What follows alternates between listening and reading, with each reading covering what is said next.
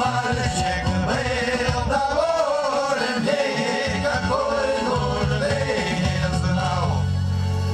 А теперь все испытал, в Севастополе бывал, и в чистом поле, в синем море, каждый день и каждый час. В чистом поле, в синем море, каждый день и каждый час. В чистом поле, в синем море, каждый день и каждый час.